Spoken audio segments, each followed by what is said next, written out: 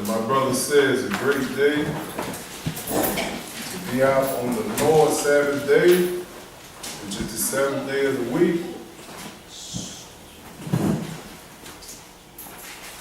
First and foremost, we always like to give praise and honor to the God of Israel, of our forefathers, Abraham, Isaac, and Jacob. I will give you the title to the message first. The title is The Lukewarm Christian.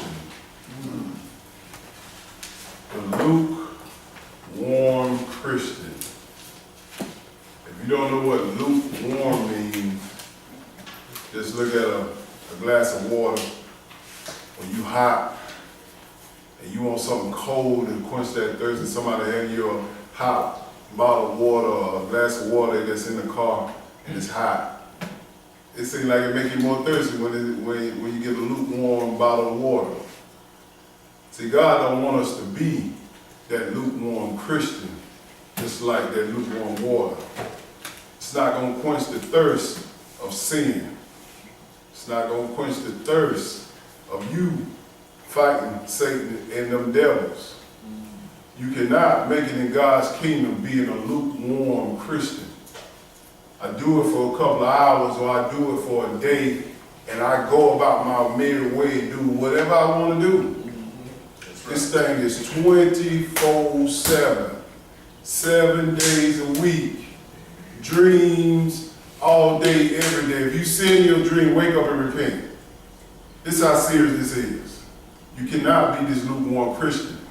You can't.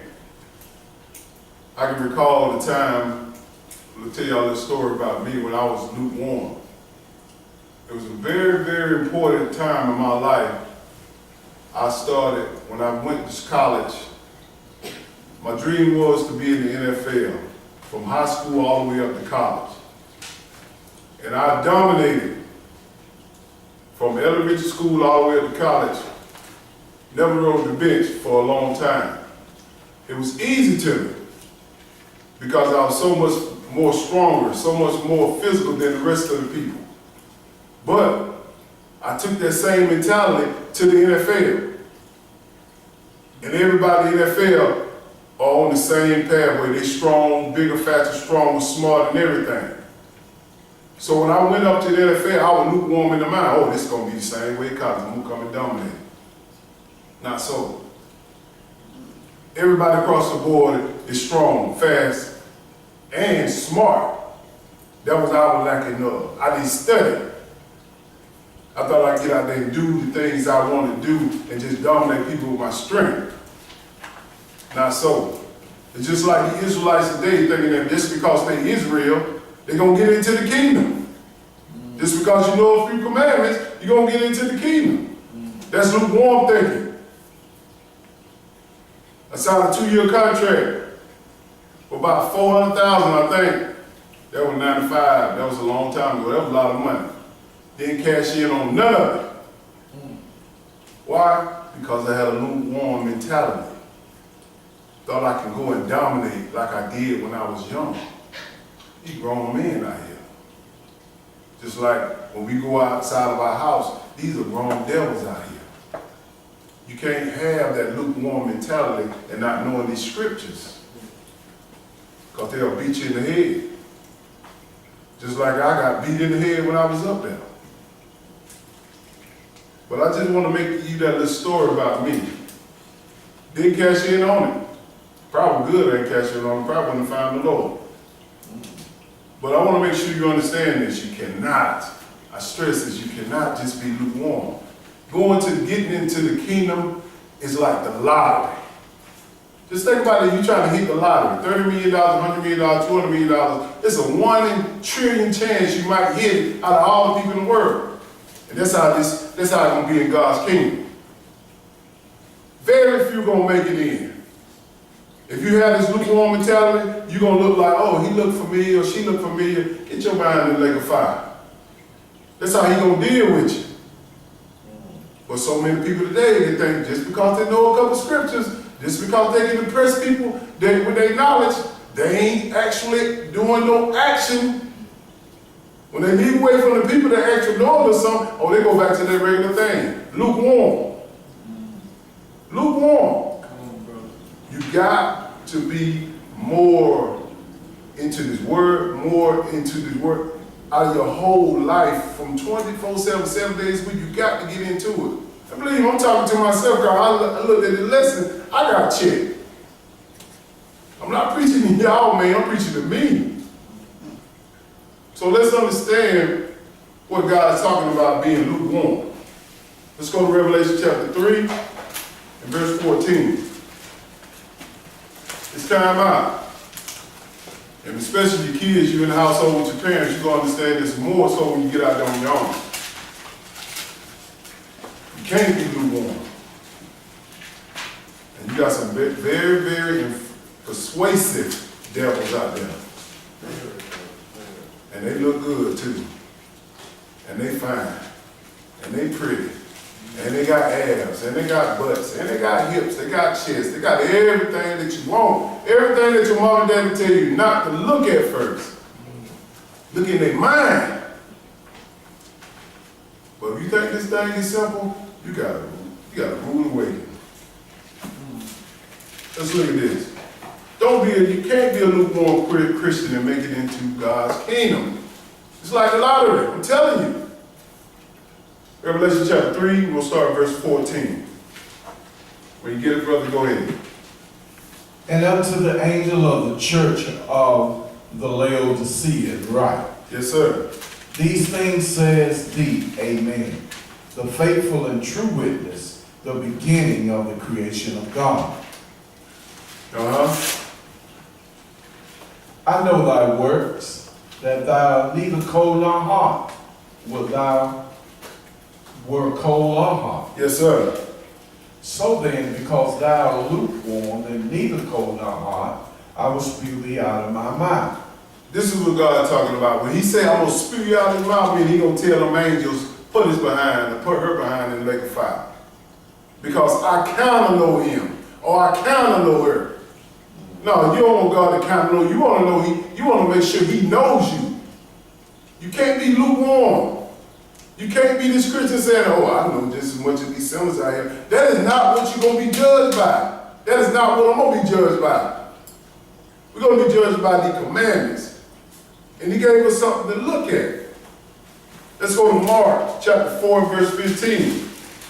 Let me show y'all the description of a lukewarm Christian.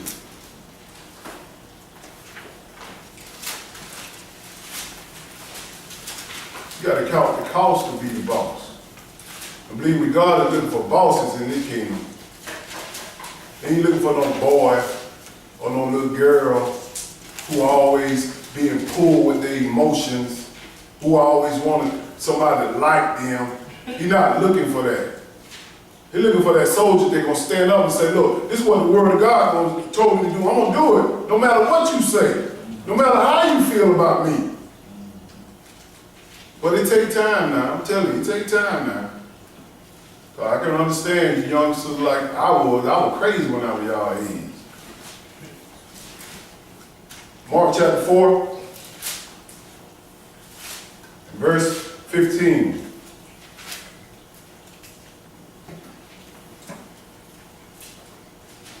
Hold up. Yeah, go ahead. And these are they by the wayside, where the word Sorry, is 14. the sower soweth the word. Understand the sower. Christ is the sower, he sowed the word to us. I'm a sower, I'm sowing the word to you. He sows the word. He planted, he greeted. He shows you what you're supposed to do. That's a sower. If you're around a sower, you need to get rid of them. You gotta find somebody gonna put something in you instead of taking something out you. Go ahead.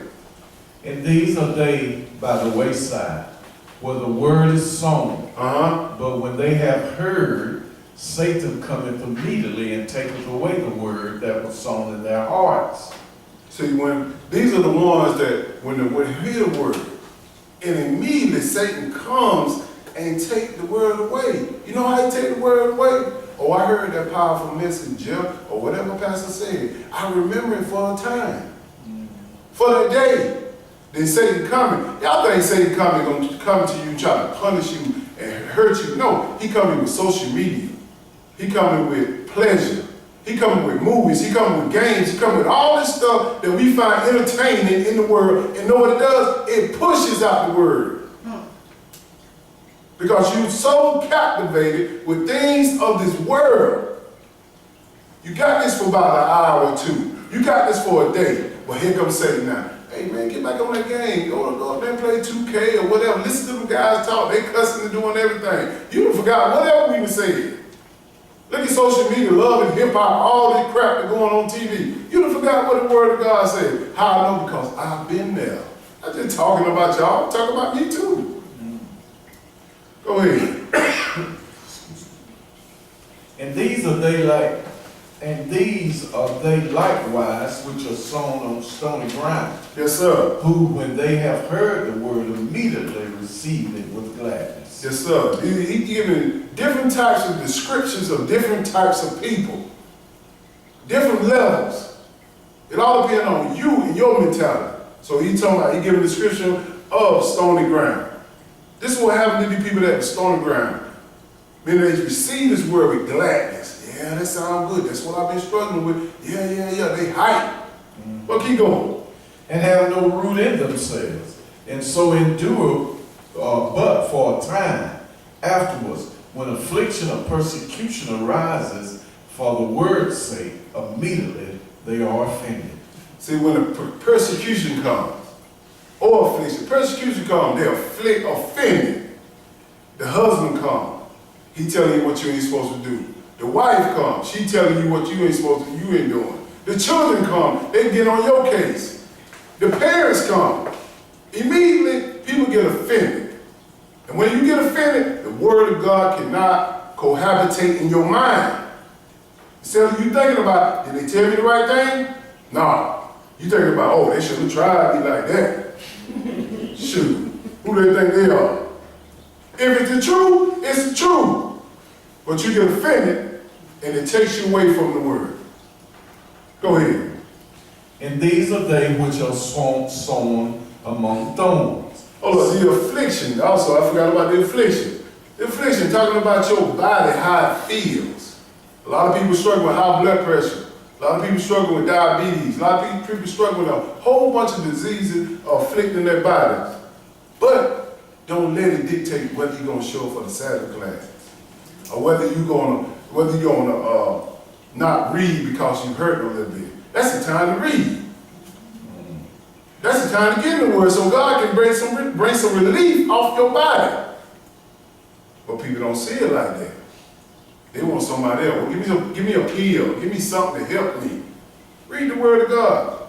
You can take all the pills you want in the world, and they're going to solve your diseases. If God don't want it to. People got so much confidence in medicine, doctors, all this stuff. You got so many people in the world who go through all these different types of tests, and they still die. Why? Because they're trying to save their life. They're trying to save their life first. What I told y'all, man, hey, if I get cancer or die, or whatever it is to hurt me, I'm going to get more focus in this word, because it might be a time I'm leaving this place. I'm going to die. I ain't scared of death like that. If you know, like I know, you're tired of this world anyway. Go ahead. 18. And these are they which are sown among thorns, such as heard the word, yes, sir, and the cares of this world, and the deceitfulness of riches, and the lust of other things entering in, choke the word, and it becometh unfruitful. These lukewarm people always worried about the cares of the world. I wonder what Donald Trump will do. Man, we got to get Donald Trump out of the office, man. This white man crazy. Man, he gonna take the food stamps away. He gonna take Section 8 housing away. He gonna up our insurance, health insurance. Man, what we gonna do? What we been doing? It's all these people get so into the world, they ain't even thinking about the word of God, how he will protect you in these times. But what they thinking about? Donald Trump, man, we all should have got out and voted him out. We should have got out and voted so he couldn't get in. Hillary gonna do the same thing. All of them do the same thing. But at least that cat telling you what he's all about. He ain't just lying to you. Some of us like lies. Like Barack Obama, lies. He's a big liar. But people believe him because what? Our people believe him because what? He black. Come on, you gotta get above the time. Come on now. Come on now. He's smart. He ain't smarter than this bull. He's the dumbest one I know. Why? Because he denied God. Sitting in that seat. We finished with that? Yes, sir. Let's go to James. And also, it said the lust, deceitful riches, right? And so about the deceitful riches. That's all I'm talking about, people who get riches deceitfully. Selling your body for a car note. Selling your body for a cell phone payment. Selling your body for a meal.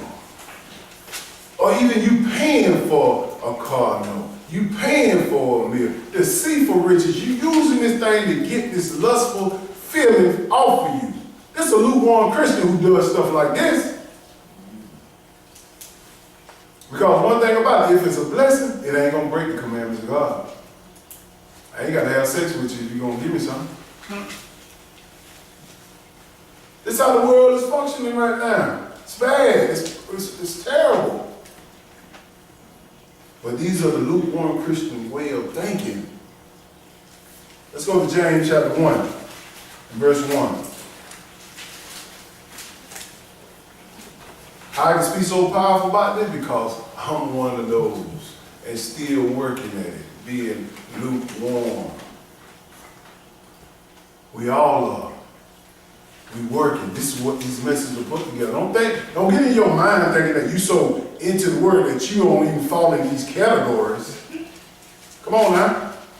Everybody working every day. That's why Philippians said, every man work out what? His own salvation. So until Christ come back, you still working, I'm still working. James chapter 1, verse 1.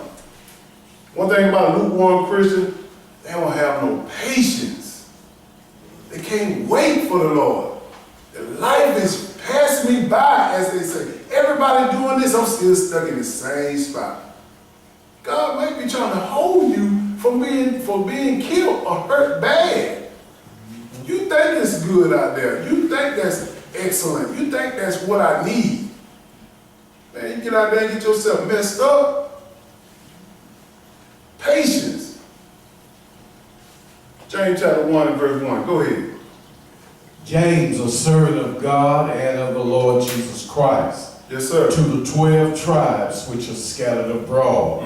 Greetings.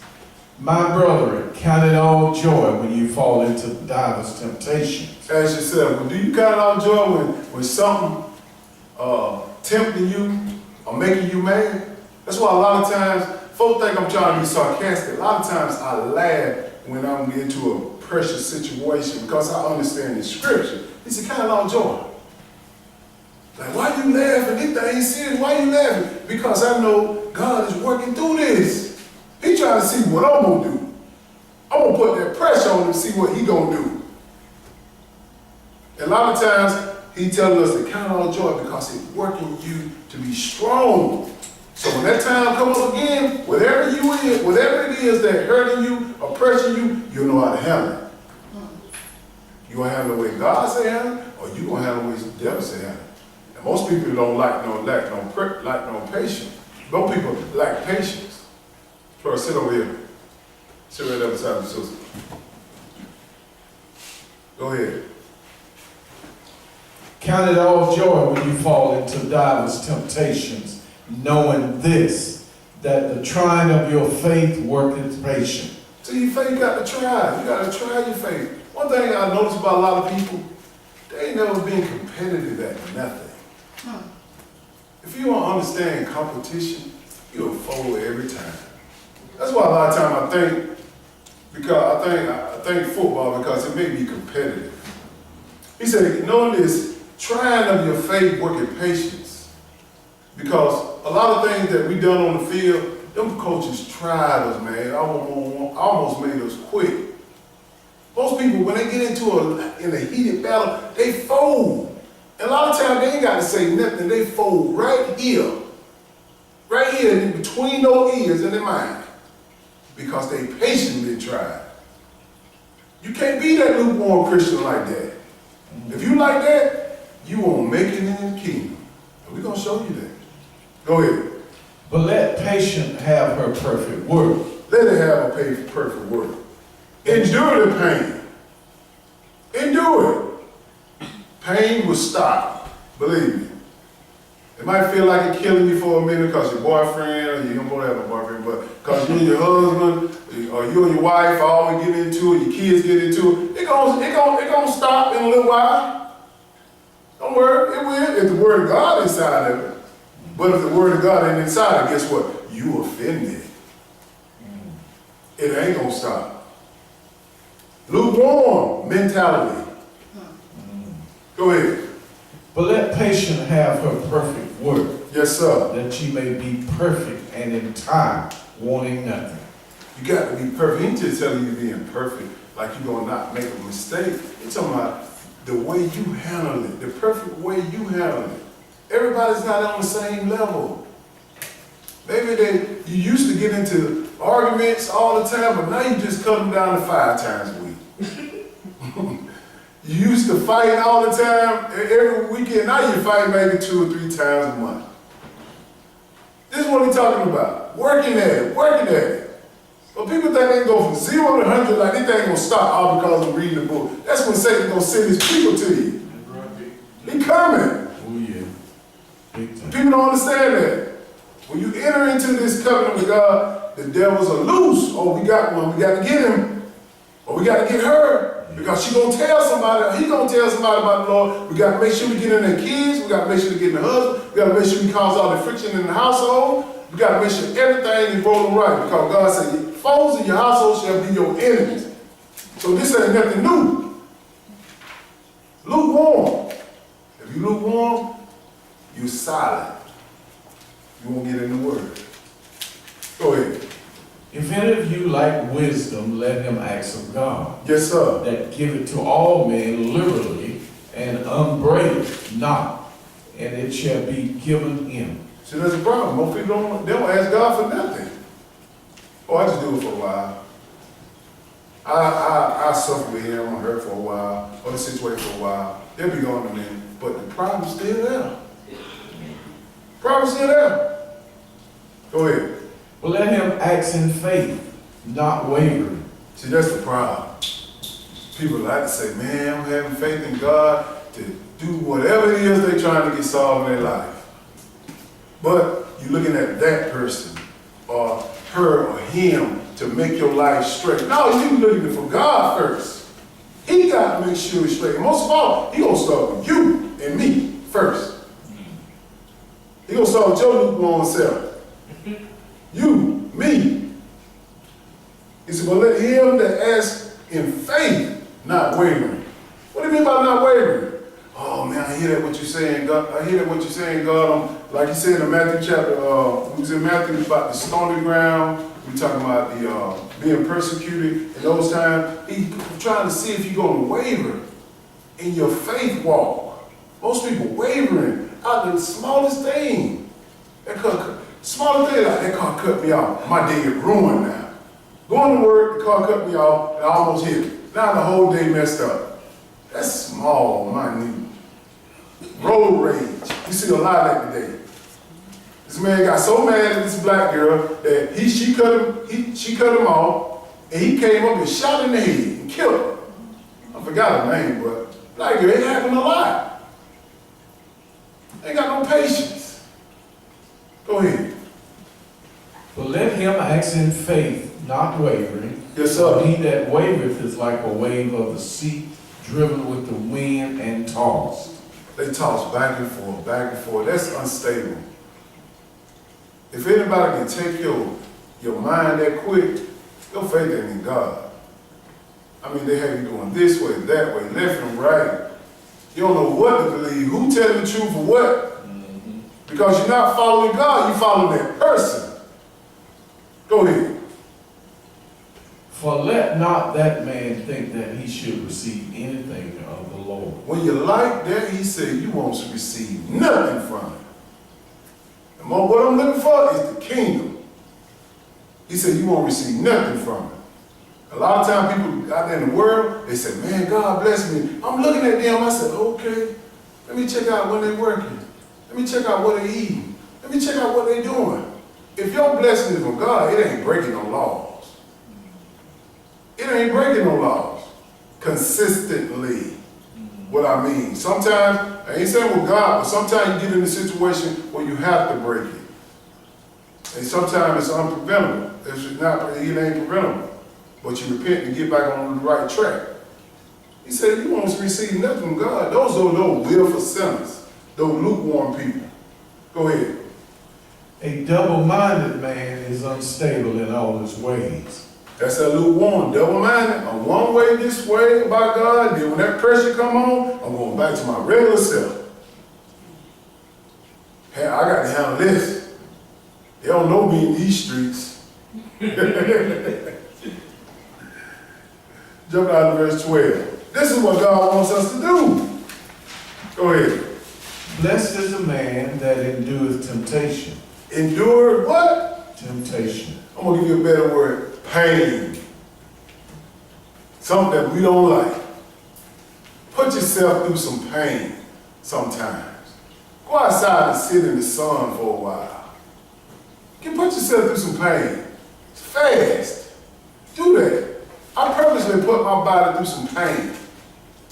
I go out there and cut grass, push the grass all day long. I know I got to ride no more, but I used to push the acre for 10 years. I want to see how the thing feels, so when I get in the wilderness, this thing won't come up on me like, oh, it's hot out here. Some people numb because they're hot. Lock yourself up in the closet one time. When it's hot. Turn the AC off. When it's hot. See how you function then. You got to be able to think when you're in pain. If you can't think, Satan got you every time. If it got to be comfortable to serve God, you're in the wrong place. I'm in the wrong place. Because we're going to go through different types of tribulation, temptations, all day, every day. Go ahead. Blessed is the man that endureth temptation. Yes, sir. For when he is tried, he shall receive a crown of life, which the Lord has promised to them that love him. That's what we want right there. That's what I want. I don't know what y'all, that's what I want. That crown. When you endure this pain of the world, meaning that when these people come up and try to talk to you and persuade you to come on and serve their gods, like, no, I ain't doing that. I'm trying to get this crown. If you don't know what this crown is, if you don't know what this crown is, you won't understand what's going on in God's kingdom. Understand this thing about pain. This thing about pain, this thing about this crown, you must get it. You got to get it. Because if you don't get it, guess what your destination is? Hell. Ain't no other way. It's just one side. Heaven the kingdom, the hell kingdom. You familiar with that? Yes, sir. Let's go to Matthew chapter 5, verse 20. God he shows us examples of how we measure ourselves from the scriptures. How we measure ourselves from the scripture. He gives us examples. So we'll know if we in the right place or not. If you're looking at them Southern church people, you like gold. You're doing a lot right, man. You almost like Jesus right now if you like them Southern church. If you compare yourself to them. But God shows you who you're supposed to compare yourself to. To see if you're on that level. You playing around with this? No, sir. Matthew chapter 5, verse 20. Go ahead. For I say unto you that except your righteousness shall exceed the righteousness of the scribes and Pharisees, you shall in no case enter into the kingdom of heaven. So we got to know who these scribes and Pharisees are. He said your righteousness got to exceed them. Exceed them. right. The scribes of the Pharisees, the ones that sit in Moses' seat. The ones that's supposed to give you the law. Let's look at it. Let's go to Matthew, same book, chapter 23 and verse 1. The lukewarm Christian. You can't make it in being lukewarm. I can't make it in being lukewarm. Who are these scribes and Pharisees today? And there's a lot of them now. Matthew chapter 23 and verse 1. It's a lot of them. But I'm going to deal with